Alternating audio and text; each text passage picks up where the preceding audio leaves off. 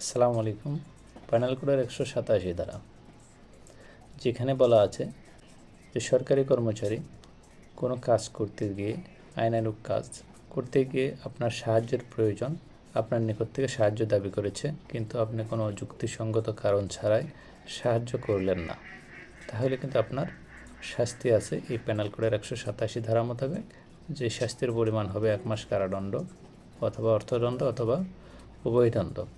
অর্থাৎ সরকারি কর্মচারী ধরেন কোনো ওয়ারেন্ট মূলে কোনো আসামি গ্রেপ্তার করার জন্য গেছে, সেখানে গিয়ে আপনার সাহায্য দাবি করেছে, আপনি কোনো যুক্তিসঙ্গত কারণ ছাড়াই তাকে সাহায্য করলেন না, তাহলে কিন্তু আপনি এই প্যানেল কোডের 187 ধারা মোতাবেক শাস্তি ভোগ করবেন।